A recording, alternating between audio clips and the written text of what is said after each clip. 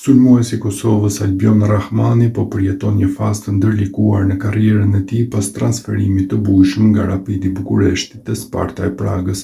Kalimi i tij prej 5 milionë eurosh së bashku me 15% të kartonit për shitjen e ardhshme e bëri lojtarin 25 vjeçar blerjen më të shtrenjtë në historinë e klubit rumun, por pritjet e larta nuk po përkthehen në paraqitje të mira në kampionatin çek. Performanca e Rahmanit ka rënë dukshëm në javët e fundit, gjë që është vënë në padë nga media çeke RUIK, e cila thekson se ai nuk ka arritur të shënojë apo të asistojë në 8 ndeshjet e fundit.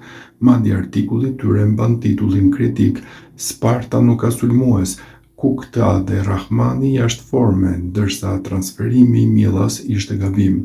Sipas RUIK, Rahmani ka humbur shkëlqimin dhe energjinë që tregoi në fillim të sezonit. Lojtari nga Kosova nisi furishëm aventurën e tij me gola vendimtar në Ligën e Konferencës dhe kampionat, por që prej derbit kundër Slavia Pragës nuk ka arritur të gjejë më rrugën e rrjetës. Mediumi vëren se ai nuk ka shënuar që nga 5 tetori, ndërsa në sfidën ndaj Varshavës është dukur krejtësisht i zbet, me vetëm 15 prekje të topit dhe asnjë driblim përgjatë 60 minutave në fushë. Statistikat e përgjithshme tregojnë për kontrast të madh mes dy edicioneve të tij te Sparta. Sezoni i parë 34 ndeshje, 10 gola dhe 3 asist. Sezoni aktual 26 ndeshje, 9 gola dhe 2 asist. Përkundër fillimit premtues, Rahmani po përballet me një periudhë që kërkon rikthim të ritmit dhe vetbesimit për të qenë sërish vendimtar për klubin e tij dhe për Kosovën.